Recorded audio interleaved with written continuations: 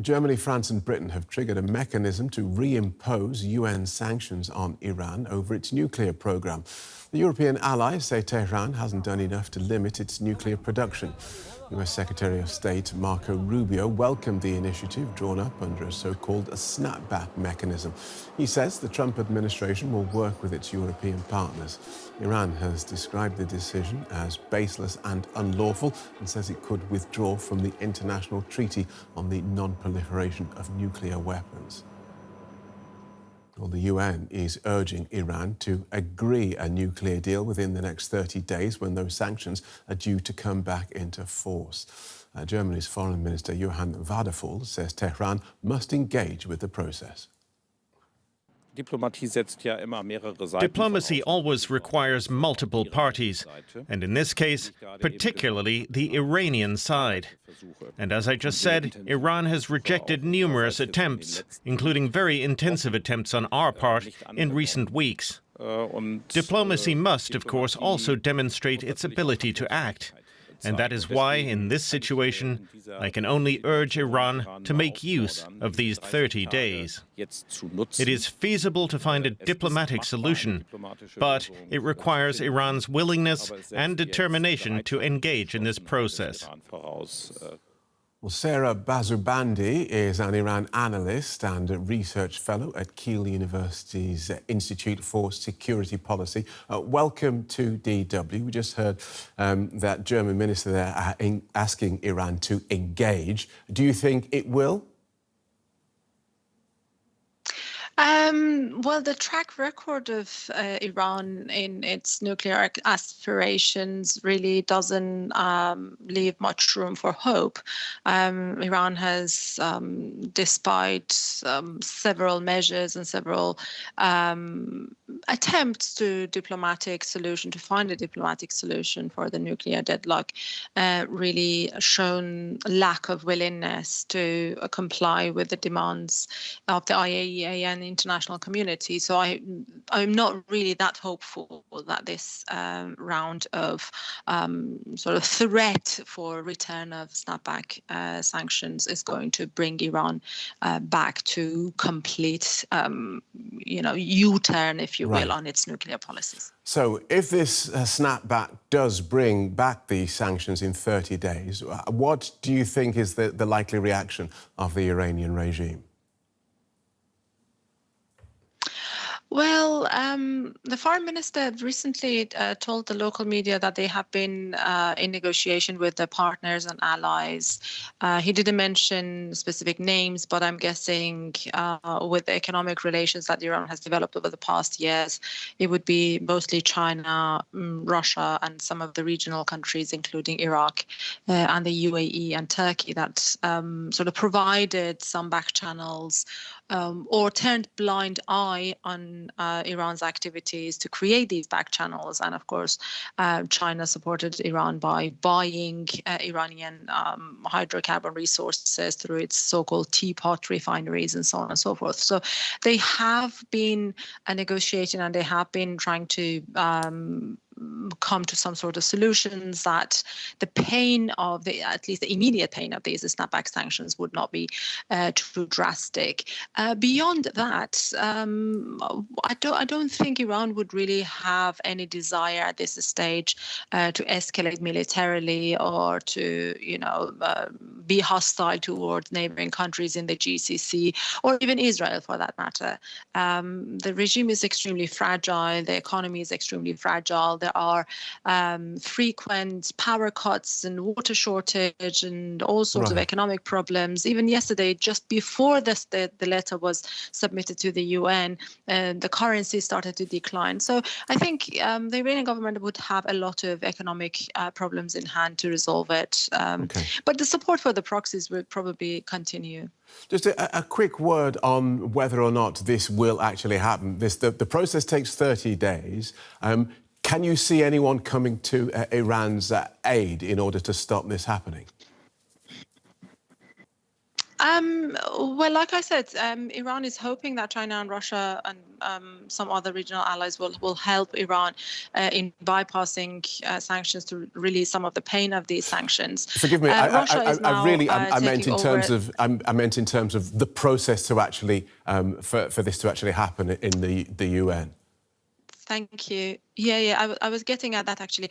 Russia and China are two members of the UN Security Council, and this letter and finalization of that letter, and whether it goes to action or not, would also depend on how they will position themselves. Of course, the snapbacks doesn't allow the permanent members of Security Council to veto this decision. Any of the signatories of the previous nuclear deal is allowed to request a snapback. And that would be a relatively automatic process. But of course, I would anticipate China and Russia trying to intervene to perhaps maybe buy more time for Iran. Thank you, Sara Bazoobandi of the Institute for Security Policy at Kiel University. All right, for more on this, let's go now to our chief international editor, Richard Walker. Richard, tell us how this snapback mechanism, how could it work? Yeah, so Brent, so this goes back to that the Iran nuclear deal that people may remember. It was agreed between Iran and members of the international community way back in 2015, amid the concerns that were in the air at that time about Iran's nuclear program. And the deal was that in return for limits on its nuclear program and allowing full transparency, so international inspections, then Iran would be provided relief from these sanctions that had been imposed by the international community, by the United Nations over a period of years on Iran, that those sanctions would be lifted. Now, of course, fast forward to today, an awful lot has happened since that initial nuclear deal. You know, the United States pulled out of it in 2018. Just a couple of months ago, the US and Israel, obviously, they were involved in bombing targets in Iran's nuclear program, trying to set it back through the use of force. But what we have now is the European partners that were party to that diplomacy 10 years ago, coming back and saying to Iran, look, you guys have 400 plus kilograms of highly enriched uranium that far exceeds any of the limits within that deal. You have no legitimate explanation for why you have that. You've not been allowing full inspections. You're not engaging in a talks process. So we see no reason why you should have that relief from those sanctions any longer. So now they've initiated this process called snapback. And the implication with snapback is that they can kind of default to being back in place. This is not something that could be held up in the UN Security Council. So this is all a means of trying to increase the diplomatic and economic pressure on Iran to agree again to some limits on this nuclear program. So Iran now facing a return of UN sanctions. Is there a possibility for diplomacy to still work? Well, there are a couple of tracks here, Brent. So first of all, we could see some action in the UN Security Council. So there's a kind of a 30-day period until these sanctions would then be reimposed. You might see Iran's friends, for instance, Russia and China, particularly Russia out front, trying to make moves in the UN Security Council to block this from taking effect, so to keep those sanctions from not being in place.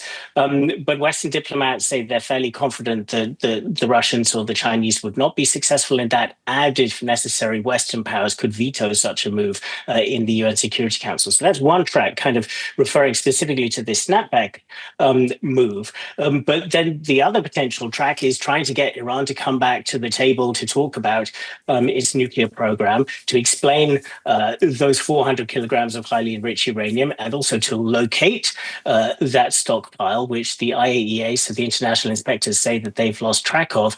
So that would be the other track. What we're hearing from European diplomats is that, of course, just reimposing sanctions is no hindrance necessarily to negotiations. Of course, the initial deal 10 years ago was negotiated under the imposition of sanctions. So we'll have to see now how Iran reacts. Yeah, we'll have to see if it continues to cooperate or not. DW Chief International Editor Richard Walker. Richard, as always, thank you. All right, for more on this, I want to turn now to Cornelius Adebahr from the German Council on Foreign Relations. Cornelius, good to see you. Let's start, if we could, with a quick recap. Can you help us understand what the snapback mechanism is and how did we end up where we are? Well, the snapback mechanism is a core element of the 2015 nuclear deal, the JCPOA, as people call it, which ended the standoff over Iran's nuclear program. At the time, the idea was that Iran benefits from a lifting of sanction in return for increased supervision of its nuclear program. That deal ended more or less, it's still in force, but it ended when President Trump withdrew the United States in 2018.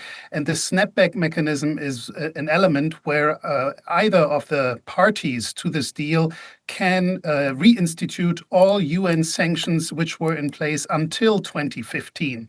And those who know a little bit the UN Security Council, they know about the veto.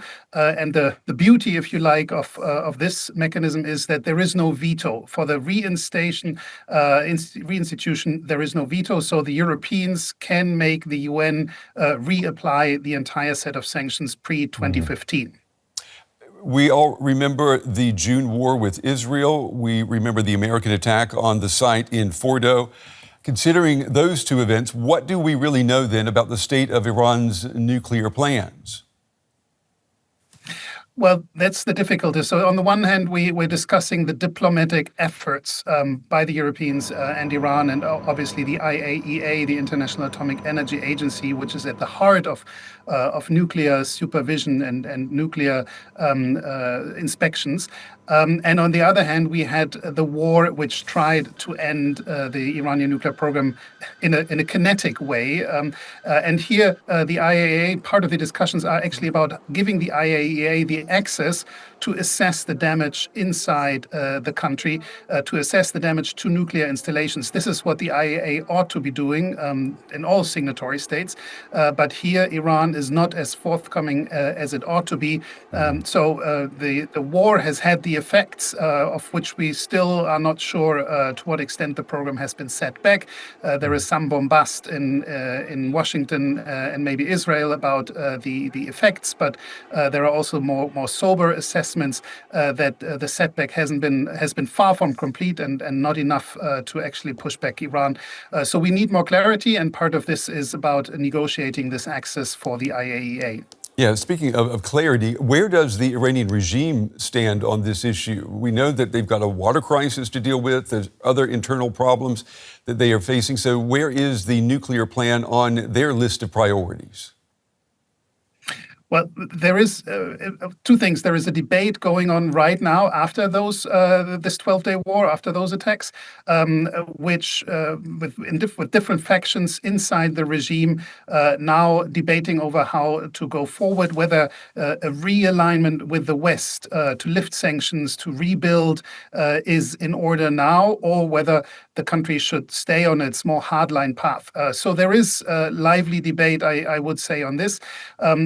The other aspect is the more fundamental one. Iran has built up this nuclear program, a purportedly civilian nuclear program with a couple of reactors running inside the country, has built this up over decades and has done so despite sanctions, despite pressure from outside. So it has achieved an element of national pride to have that program. That makes it difficult for anyone in the political class or in the public to actually renounce the capabilities that they have, the enrichment, or the fact that Iran can produce its own energy.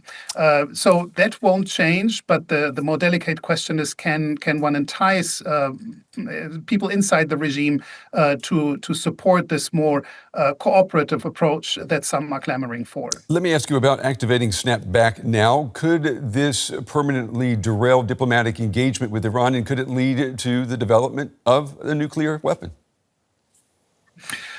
Well, at least that is what Tehran is threatening its partners and the Europeans in particular with. They say if you reinstate the UN sanctions going back to pre-2015 status, then we will at least consider, if not leave, the NPT, the Non-Proliferation Treaty, which is a landmark mechanism in non-proliferation, in containing the threat of nuclear weapons. So that's the threat they put on the table. Whether they follow up on this is not so clear, but they will certainly have to respond in ways that make life more difficult for the IAEA, for the world community to know what is going on inside Iran. The parliament, for example, in Iran has already brought in a resolution that the government must do this the moment the sanctions are reinstated. So again, this is a power game a little bit. Okay, Cornelius Adebahr, we're out of time. We appreciate your time and your insights today. Thank you. Thank you, Brett. Thank you for having me.